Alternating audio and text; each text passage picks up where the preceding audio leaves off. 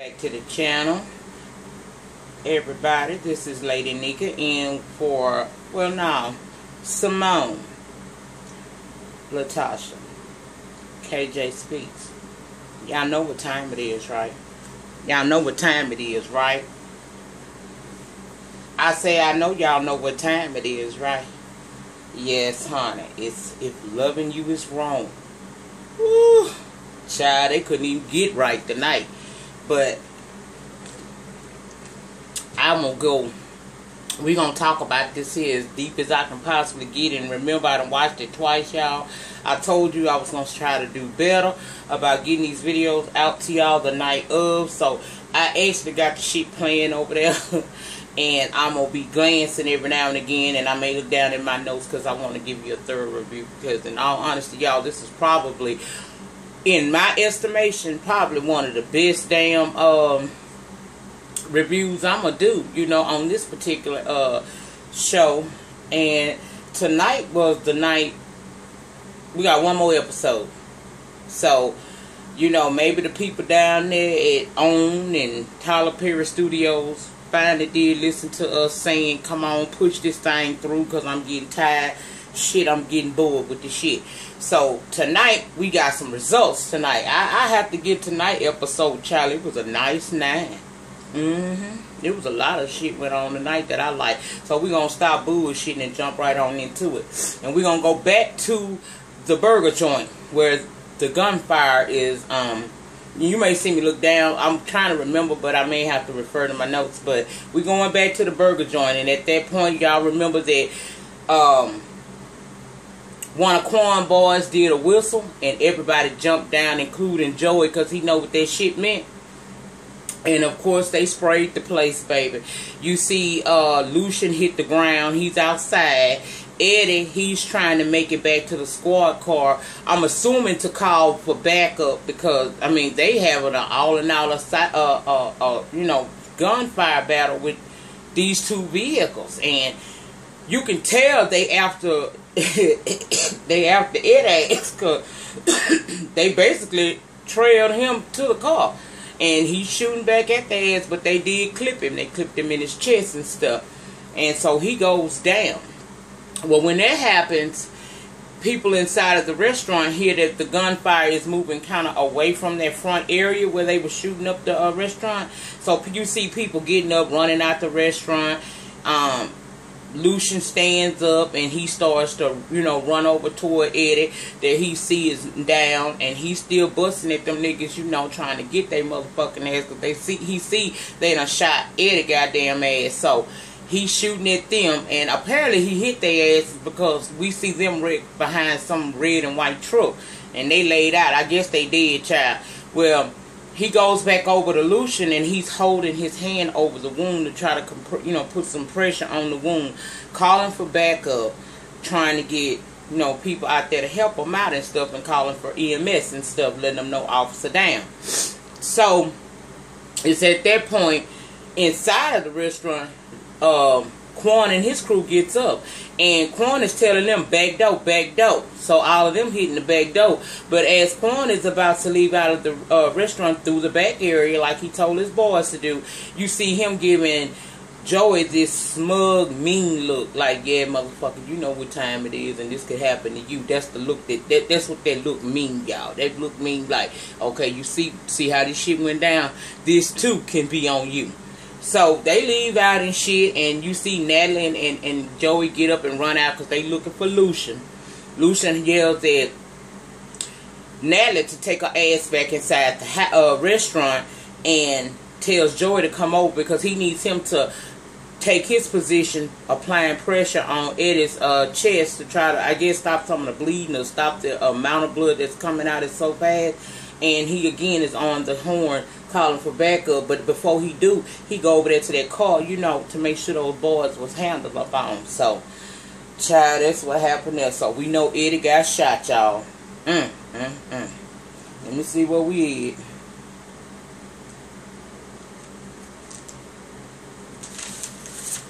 Okay. Next, we're gonna go over to the bank, and we see Travis come into the bank, you know, and he goes into Kelly's little cubicle and he's asking her to have lunch with him. He's brought a lunch, prepared lunch for her. And she's telling him, no thank you. She's already eaten. Well, he know her ass, just like he know her. He tells her that she lying and show her her own lunch that she had prepared. Well, she's saying that, asking him why don't he go try to have lunch with his ex-girlfriend. And he's like, no, she said, why don't you go have lunch with your girlfriend? And he like, you know, I don't have a girlfriend anymore. She was like, oh, that's right. You dumped her just like you did me. Well, did you ask her to be your friend on bending knee to, you know, when you broke up with her, did you ask her to still be your friend? And he was like, no, as a matter of fact, she won't even talk to me.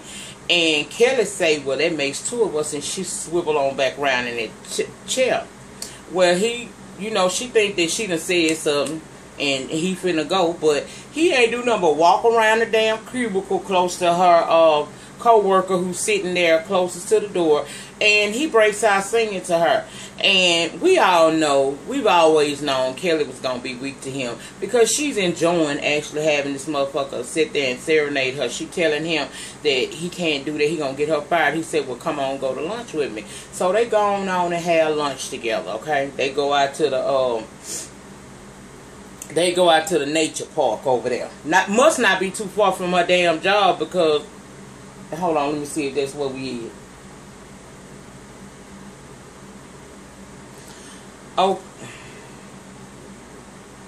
hold on. Well, I ain't got time to be trying to figure out if that's the way this shit. Wait a minute. Hold on, y'all. Okay, well, let me tell y'all what happened. Anyway, he took her ass out there to that park, and basically he telling her he want to make love to her and that he miss her, and he knows she still want him, you know. He telling her basically the truth about herself. You know, I know you like the sex with me, and I know you still care about me. Well, she not denying that she care about him. The thing of it is she feels like it's unsafe to love him. You know, loving him has proven to not be the wisest thing for her in the past, because he's unpredictable. And she tells him that, you know, that loving you is, you know, it's hurtful. It can be real deadly for me. Well, he's telling her that he want to get with her sexually, and she telling him that he need to go sit down somewhere because he a young buck. He just minus the experience, and child, he basically was playing it up because he know that she still, you know, they just playfully flirted with each other. But when he started hitting home and she started feeling kind of moist between them areas, she got up and didn't even want him to take her back to the office. She just ran her ass on away from him, walked back to the office and told. But meanwhile, while she walking out, he telling her, I'm going to be at your house tonight at 9. And she like, no, you not. Ain't no sense in you coming there. And he like, well, I'll be there at your house at 9. Okay. All right. Before that happened, y'all, when they left out to go have lunch together, actually the scene skipped over to the hospital, and Esperanza is seen showing up at the hospital, and she upset, you know, worried about Eddie. She's saying he's so stupid, he don't listen, you know. Clearly we can tell Esperanza still got very deep feelings for Eddie. Well, here come Miss Yolanda, who we ain't seen in episodes. I don't even think I seen this bitch this season. Y'all let me know in the comment section if we did. But she show up and she want Esperanza gone. She telling Captain Mackey, does she have to be here because I'm the wife? And Esperanza is trying to tell her, look, I'm not trying to argue with you. I'm not trying to have no dealings with you. I'm just concerned about him. Well, she don't want him there. I mean, she don't want her there. She want her to leave. So, you know, in the interest of keeping down a confusion in that hospital, Natalie is there too. And Natalie tell her, well, look, we gonna go back to your house because it ain't nothing we can do here. And you see how, you know, this bitch want to try to cut up and shit. So, we gonna go on and leave. So, Esperanza agrees to it, and you know, she tells, Natalie tells Lucian she's just, you know, drive her to the house and ask him, is he okay? And he's saying, yeah, but you can tell he kind of out of it because that's a lot of shit that just went on, you know. But she tells him she's glad he okay, but she's trying to go over here, you know, because I guess she thought he was going to stay at the hospital or whatnot. after all that shit happened, then we go back to the scene with them at the park, and that's when he playing around with her, telling her that he still care about her and everything, and she feeling like he taking her as, you know, some booty, you know, a booty call or whatever. He comes to her when he's horny, and he told her, yeah, I'm horny, but I love you and miss you too. So, you know, I know you still feeling some kind of way. You still love me, and she's not denying she loves him. She just tells him that it's not good for her to love him because he's hurt her so bad in the past, okay? She get hot and bothered because he touching her and going up her skirt tail and shit like that. And I ain't mad at you, girl. I probably would have got him right there in that part. But anyway, that's a whole nother story. Child, she run all back to the office and shit. Let me see what happened next. Okay.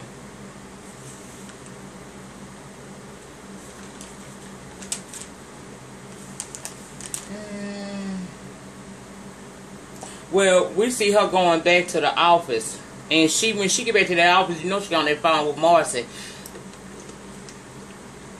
Y'all ever wondered? You could tell the two freakiest bitches because they friends. Now, we might have thought Alex was a freak because she was all in that shit. But really, Alex wasn't no freak. She just was a white girl caught up in the, you know, Mandingo's thing. You know, she probably ain't never had got her none of that, you know, African-American dingaling. And she was out of her mind with it. But you could tell Marcy and Kelly, they got the one recognized, they got the extra child. Well, she on the phone telling Marcy that this nigga done, you know, offered her sex, and he saying he coming over to a house that night, and Marcy asking her real questions. You know, can you handle having sex with him? Do you need to have sex with him? And she's saying that, you know, she trying to play it up like she really can handle it, but she's saying more or less, you know, she need the sex just as much as he does because it's been months for her, and, you know, she ready to come, is what she said. Well, while they having their little conversations, basically, you know, it's a pep session that they having on that phone. Because Marcy basically pepping this bitch up to do what she really want to do anyway, which is gone and drop them draws to motherfucking Travis. But she trying to hold them to God's unchanging hands. And she trying to keep her panties up at the same time. Somebody gonna fail. But anyway, while she talking to Marcy about the shit, Esperanza calls in, so she answers the other line and talk to Esperanza. And Esperanza is telling her that, you know, she needs her to come down to the hospital because Eddie had gotten shot and she need her to help with some shit. Well, of course, you know, Kelly jumped up and ran to her. Anyway, child. Excuse me, y'all. Still getting over this damn cold. Well, after Kelly get up to run away from her job to go check on Esperanza because she done gave her the emergency call to come down to the hospital because Eddie ass done been shot and he in surgery and shit. Next thing we see is little bitty Peter. He's sitting at the table waiting for his dad to come home. And Alex comes through and she sees him sitting there and she offers him, you know, her help. She's like, I'll help you with your, you know, your project or whatever. Well, he said, nah, I want to wait on my dad. So as he telling her that, Brad walks in the door and, you know, she speaks to him. But of course, you know, Brad still hurt. So he ignoring the fuck out of her. And she tells Brad that Peter wanted to wait on him, you know, to do his science project because he says it's a man thing, right? Well, Brad asks about Paisley, and she say Paisley upstairs, she having some stomach issues or whatnot.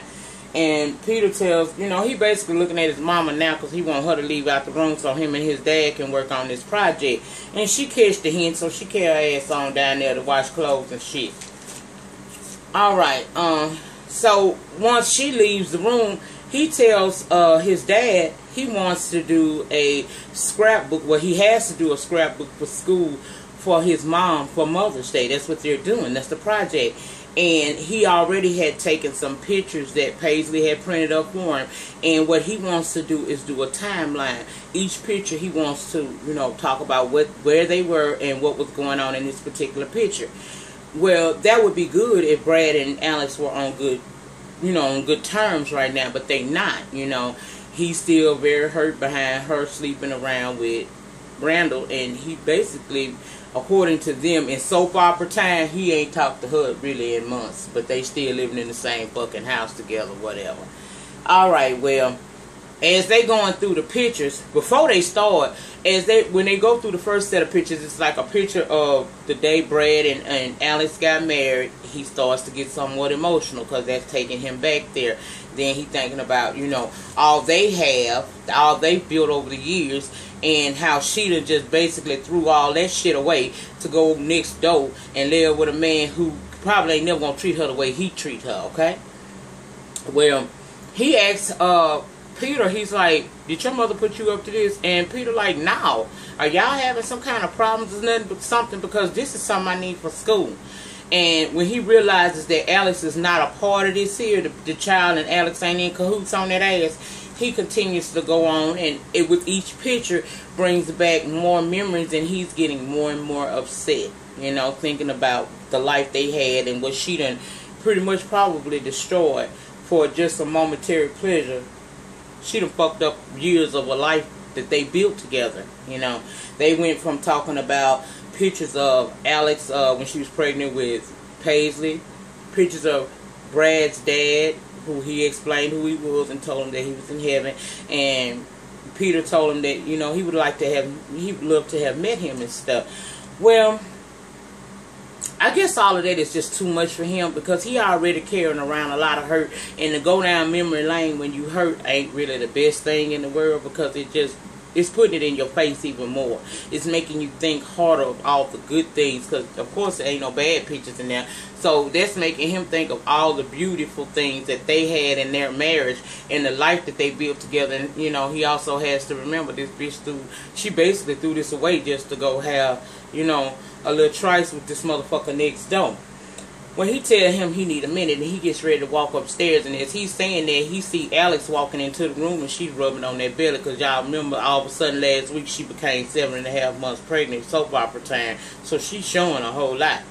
And he looks at her with, you know, tears in his eyes, and he just gone on up the stairs. He don't say nothing to her. Well, next we see Esperanza, Natalie, and Kelly over there at Esperanza's house, and she upset, wondering what she should tell Mika, if anything at all. She's saying she probably needs to go get Mika from school because she don't want her to hear anything, and Natalie is assuring her that, well, Kelly said she's gonna pick her up from school, so she ain't gotta worry about that.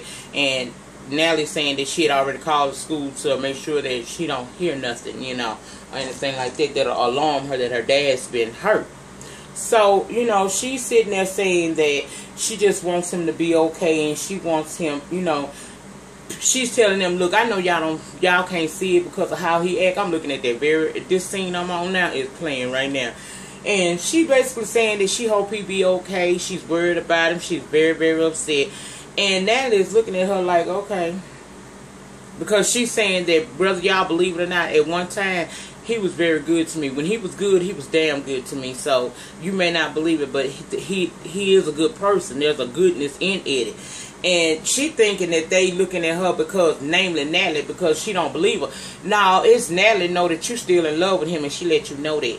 And Kelly agrees. You know, it's very evident that you still love this man. But she, you know, she's like, well, I guess she don't deny it. But she tells, you know, they all been there before, and they all came to the agreement when they were in a relationship like that with that so good man, and it came to an end. They, you know, they considered that as them choosing themselves, and you should do that. If you're in a relationship where it's you giving out more than you giving, then you need to reevaluate that relationship, because everybody deserves to be treated with love. Okay, that's all I'm saying, child. I know damn well I ain't finna have to, child. I thought one of my lights was going to go out and it was going to get dark right here on this. But it's okay. Anyway, child. They saying that they hope, you know, a call come through while they having this conversation. And it's somebody telling Esperanza that it is out of surgery and that he's stable. And she's saying, you know, she's thanking God that he made it through, and saying that, you know, they all saying they hope he learns something from this, that he needs to change his ways, you know. And, what else happened after that? Oh, okay, Kelly offered her to keep Mika overnight.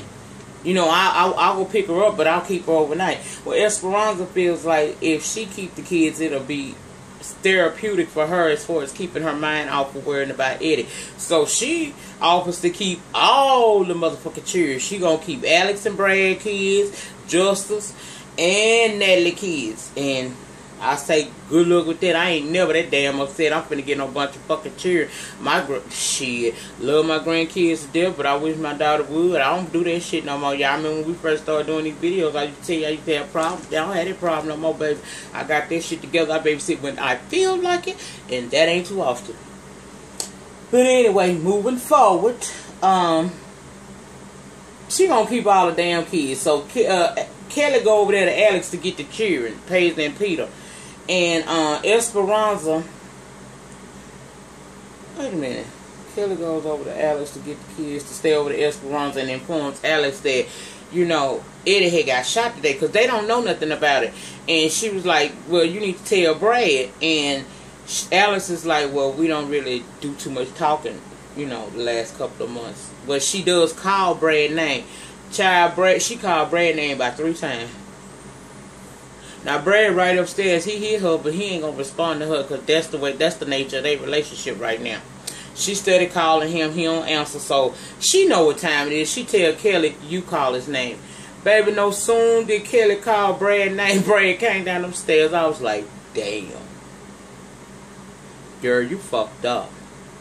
You fucked up, bitch. He won't even come down. You pregnant. You could have been unfair or something. This motherfucker don't give a damn. You done hurt him just that bad. Well, when he get down there, she tell him that Brad, you know, Eddie been shot and he in the hospital and he's in, you know, he had just had surgery and shit. Well, Brad tells her, thank you for telling me. Don't say shit to Alex. Reaches around her, get the keys and walk out the door because he finna go check on his friend. Well, Kelly looking at her, and you know, Alex got her eyes full of water, feeling bad and shit, and she like, this is how it's been for months between us. And Kelly telling her, you know, hey, you just gonna have to play it out. It's gonna take time, but he still love you. And she saying she believes he still loves her, and she loves him, but she don't know how long she can continue on like that. Okay, well, I got an answer for you. You go on like that, bitch, till he put you out or forgive you. Because you don't run nothing. You lost all control of the situation when you took your lily white ass next door. And I ain't racist, y'all. That's just what she is, and I call it like I see it over here. Well, when you took your ass next door and you started going in this boat shed, this shed this man building this boat in, and y'all banging like y'all was banging, he all up in the puss box and now done got you pregnant, but that ain't came out yet, so we ain't gonna talk about that till next week. But you lost any damn leg to stand on that you had. You further impacted the injury with more shit by telling the man you had a grading system and that he failed all the time, that he see D's and F's by his motherfucking name. Now you think because it's just been a couple of, you know, according to soap opera time, this shit been, you know, a couple of months, but in actuality, we know it, you know, we know. But you want this man, it's like, you know, I understand that she could be possibly hurting too, and I'm sorry she hurting like that, but I don't have no compassion for Alex because you did the ultimate. Bitch, you did this right under this man's nose. You smiled in his wife's face like you were her friend. Meanwhile, you was sticking her husband left and right. And not only did you know that these two were friends, that was your husband's best friend, but you smiling in this woman's face, and then you got the audacity to come up pregnant. Girl, that's what that's another case rule, a scenario where the bitch face ain't pregnant does apply, okay? Cause it ain't no motherfucking way. See all that old nitpicking ass shit Marcy doing, going over there reading the bitch right quick and all this shit. Fuck all that. I'd have been upside Alex motherfucking head. Y'all, I ain't lying. I'd have been went upside Alex motherfucking head about my man. And I'd have went upside his head too. And the only reason why I would have touched her too, because really you ain't supposed to check, you know, you're supposed to check with your man, not no bitch. But the bitch, see the reason why I would have checked with her too, on this particular incident. Now, ladies, pay attention. If that bitch be freeing you and be all up in your motherfucking face like you and her cool, and you come to find out that this bitch fucking your man, then you can go whoop that ass too. Okay? That's when you don't have to just check with your man. But if that woman don't know you, check with your man. Leave that woman alone. But if the hoe in your face like a friend, like motherfucking this trick bitch did, this trick bitch Alex, then you get what you deserve. But anyway, Kelly was trying to tell a bitch to be cool about it and all that old bullshit. Whatever. Later on, the next scene gonna be Kelly sitting up there. Now, she got on her Vicky Secrets, and I'm watching it as I'm doing the review. She got on her motherfucking bedroom candy, okay? You know what? I ain't even gonna lie. Y'all go on bedroom candy. I swear to God, this very damn... No, she ain't got enough lace on it. It ain't, you know, that she only got that lace at the top. Candy got one, baby. I got it too. You know, I got it in black and red for Valentine's Day. But it's got... It's basically lace all the way through it and come up to the upper thigh, like right up under that box. Yes, God, baby, bedroom candy. They were doing a sale too, doing Valentine's Day. I had got me two. I got one in black and red, and then I got blue and black. Oh yes, God, I was there. But anyway, she's standing up at okay, it's 9 o'clock, okay? Now the kids, all the children in the neighborhood apparently is over the Esperanza house. Here come Travis knocking on that door. She knew what time it was because she sit there like she ain't know it 9 o'clock, but you just so happen to got this very nightgown on, trying to get ready to get your motherfucking so-called sleep on. But anyway, he knocking on the door and she telling him she ain't gonna let him in. So he tell her, you know, let him in. You know, he trying to convince her to let him in. And she said no. So he called for Justice, and she tell him Justice is not here. So he's like, let me in. And she's like, go home, Travis. He said, I am home. She said, no, this is my home. He said, but it's the home that you bought for us. So I guess that triggered something. She wound up opening that door. And no sooner did she open that damn door, child, he went to attacking her lips. She tried to play. You know how we play sometimes. This was all game. This motherfucker ain't mean this shit. She wasn't trying to get away. She wanted to be got. And I ain't mad at her because I don't want to be got too. We gonna talk about how weak she is, but I'm gonna give her props. She handled that like a G, baby. She had that nigga talking to her. Who you want? Who you love? Who? How bad you want me? Child, they were doing some things, baby. She was trying to fight it out, but she couldn't fight it out. And as we went to commercial, she went to that damn floor, and I know they was getting it on then, and I was like, shit, I don't see nothing wrong. Yeah, with a little bump and grind, I don't see nothing wrong. I done went into my own world. Let me come on up out of there. Oh shit, I had a hot flash thinking about that child. He was handling her though. He wasn't letting her get no. Whew. I lost my train of thought. Shit, hey, damn. Woo, Lord, I'm gonna have to. They say if you can't love the one you love, you can love the one you with. Okay, motherfucker, keep playing. Okay, anyway, let me get back to my review, y'all. I told y'all this gonna be a trip this time. I really enjoyed this, and it's hitting so many facets in my life, so many areas in my life. Y'all just don't know. Woo. Anyway, we know Kelly weak. I ain't even finna go in on Kelly. Fuck that. Let me tell y'all something. If you know that you really digging a dude, it ain't too much you gonna be able to do but either leave him alone or let it, as Tony Braxton say, let it flow. Let it flow, let it flow, let it flow. Yes, Lord, I be trying to let it flow. Alright, y'all. We come back from I gotta get back on track with my review, y'all. I totally I'm still on that damn scene with Kelly and fucking Travis. Woo, telling all my teas right now. Shit. Okay. What happened next, y'all? Shit, I need to Skype with one of y'all asses. We can do this together.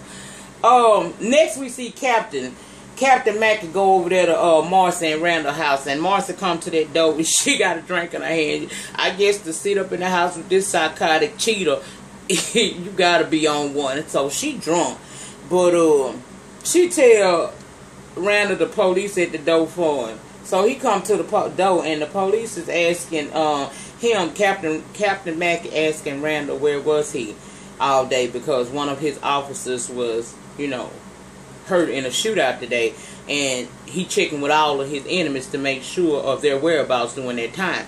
Well, Randall goes on to say that he was actually at home all day, and he say, my wife can vouch for me. She said, I can't vouch for you. I don't know. You might have did it.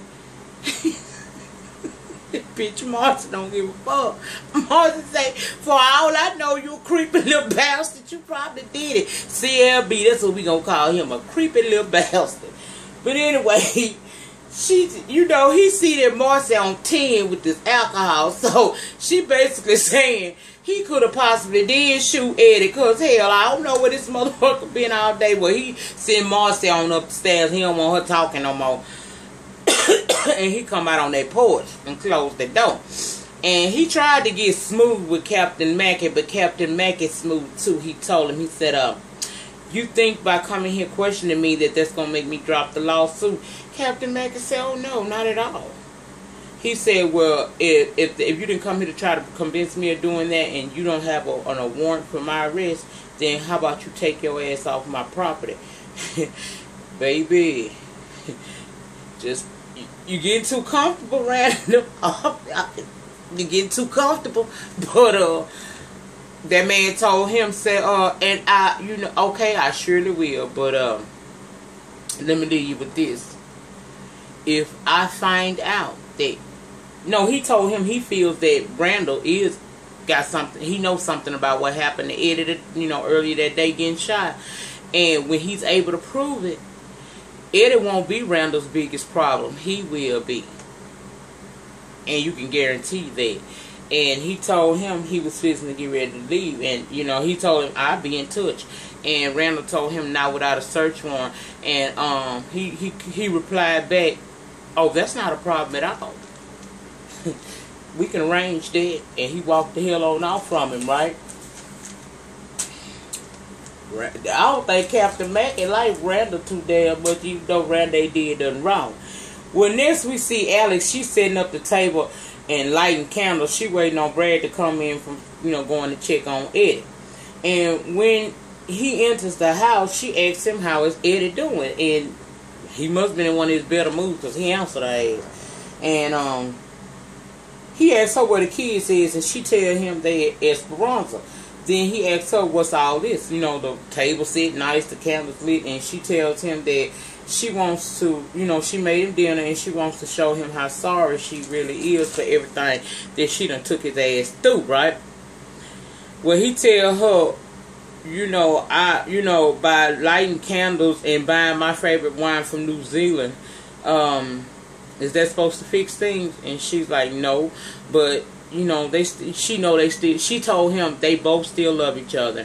And, you know, she wants him to forgive her. She's sorry for what she did to him. And she tries to touch him, and he backs up. And she begging him, you know, to please try. And he tells her that, you know, it's too dangerous loving you. You know, it's too dangerous.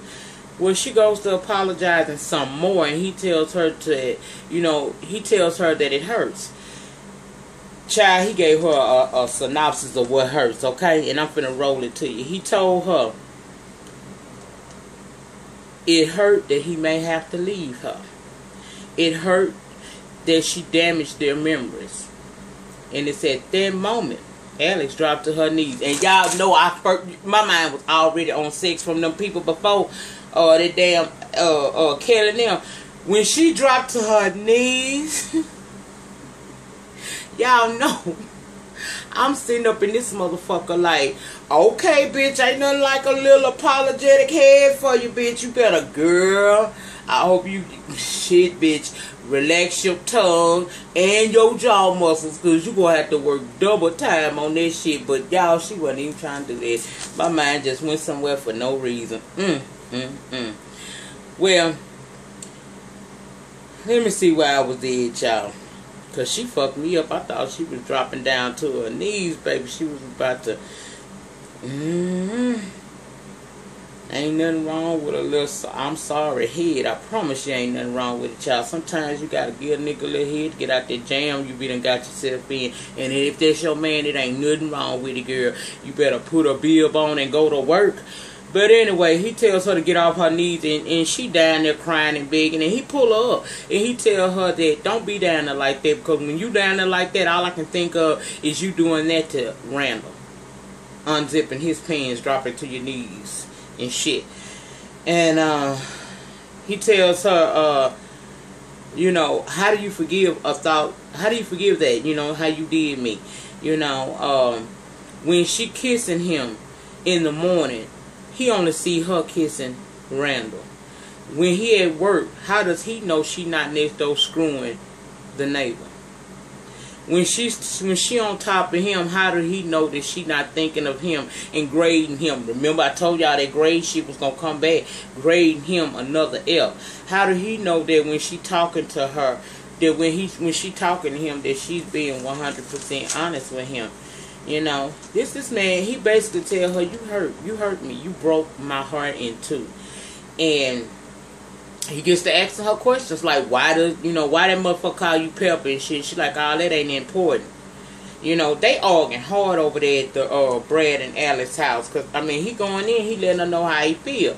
Well, the scene flips over to Marcy and Randall house, and they in the living room watching TV, and Marcy still nursing them drinks. She overhears them over there arguing, because they arguing pretty loud. So she turned the TV down, and she drank, and she turned the TV off, and she tell him, you know, she listening, and now Randall and her they by the window, but they not looking out the blinds and shit. And she telling Randall that don't sound good. Maybe you should go over there and check it out. So Brad can do to you what she ain't got the strength to do. So he sit down on the couch and he like, what is that? She said, whoop your motherfucking ass. Ooh, they over there arguing real strong.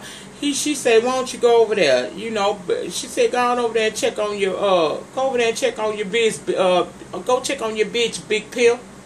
She needs you. What you gonna let her sit there? You see your bottom bitch over there screaming and hollering with her man. He could be over there fucking her up. You might want to go over there and check on her. Go on, do that there. So Randall goes to grab the phone because he gonna call the police. She told him, oh hell no, don't be pussing that bitch. No, we ain't calling no police. That's your bottom bitch over there. You need to go over there, stop being a bitch, and go check on your bitch. Y'all know this stupid motherfucker went over there. Yes, he did. This fool actually ran out of his house, and Marcy came out there behind him. He telling her to go in the house. She told him, you don't tell me what the fuck to do and don't talk to me like that. But she standing there laughing at him because she waiting on Brad to open that fucking door and catch his motherfucking ass out there, Charles himself trying to take up his wife, baby. I can't wait till next week. Next week we gonna see what happens. It's the finale, y'all. Next week we gonna see what happened when Brad opened that goddamn door. We gonna see Brad telling Alex she can leave, but she ain't taking his children and going nowhere. She tried to hug him. He pushed her ass off of him. We gonna see Marcy telling Alex that she gonna fuck Brad. Cause I think Brad putting her ass out. But Marcy told him, I'm gonna fuck him every chance I get. And we gonna see Eddie have a coming to meeting Jesus with Esperanza. Y'all, I don't know why they waited to the end of this damn series to really give me life, but they gave me life tonight, and I know next week it's gonna be even better. Y'all know they gave me life because I'm done to like 38 minutes on this damn review, and I ain't never did no fucking If Loving You Is Wrong this damn long. But my ass was on one tonight, and I felt like talking about it. Plus, I absolutely give this episode a complete A. This was okay to me. I got my life. But you know, this is the second to the last one. So next week will be it for you with you guys on this show. It's been an adventure, I can tell you that. We're gonna see what's gonna happen. Alright, before I leave, of course y'all know I always do an update. So, you know, I told y'all I had to go back to court on the 19th, which was today. Y'all got thrown off again. if I've been emailing you, would you please be kind enough to send me an email?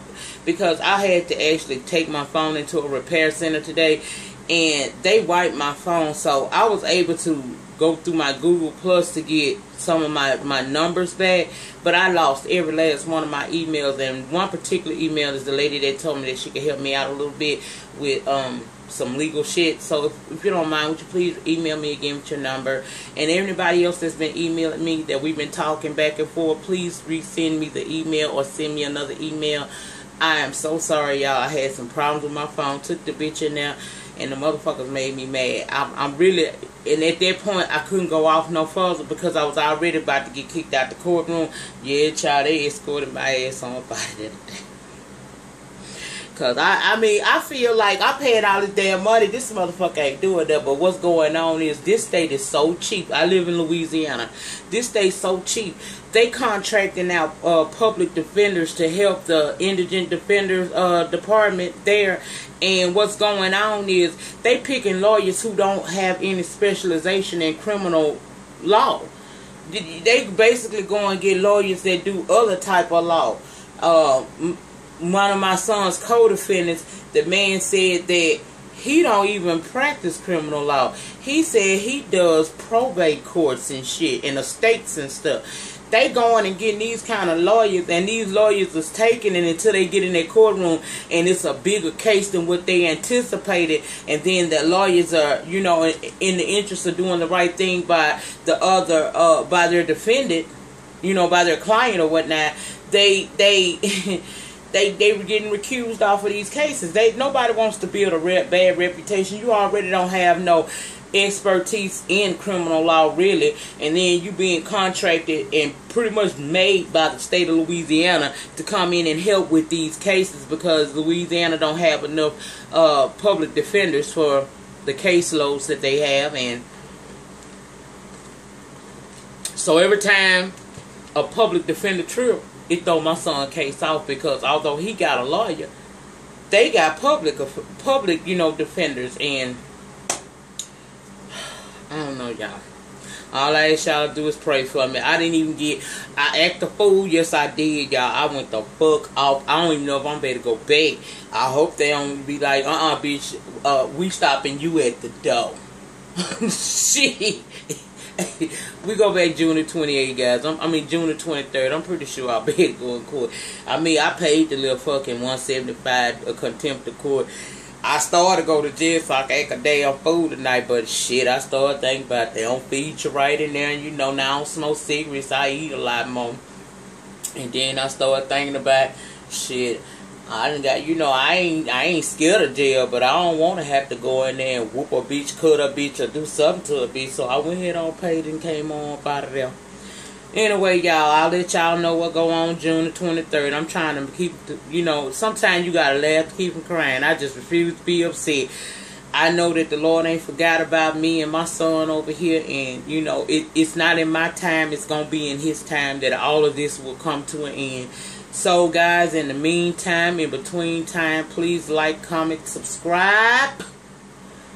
Share my videos, and I'll be back for In the News and shit on Friday. I'm going to be talking about Kenya Moore debacle with this James Freeman gate. You know, we're gonna talk a little bit more about that because, for one, I think people being kind of unfair. You know what I'm saying? I think they disliking her for reasons. They not looking at the bigger picture. Don't motherfucking matter about other shit going on. Everybody deserves some sympathy. Now, if you motherfuckers want us to feel sympathy for that cow Nene, then I'm going to need y'all to chill out with Miss Kenya a little bit. But we'll talk about that in a couple of days on In the News and shit. It's all going to upload Friday night, Saturday morning, one of them. Then I got some more shit I want to talk about. But anyway, and I'll be back. No, y'all, I'll be back Thursday because I'm going to look at them Braxtons. Now, I'm going to tell y'all this right now. I done told y'all I don't like them fucking Braxtons. I don't like nobody but Tony, but I'm going to try. I'm going to look at it and we're going to talk about it. But if I tell you at the end of that review that's it, I'm sorry, y'all. I just can't. And I'm going to look at Cutting Up in L.A. ATL. That's what it is, Cutting Up in ATL. I'm going to look at that shit Thursday too and see if there's something I'm going to be able to add. But I'll be back down here, you know, talk with y'all some more later on. I'm finna get ready to go in here and get on the phone with this man and talk about some shit. Bye, y'all.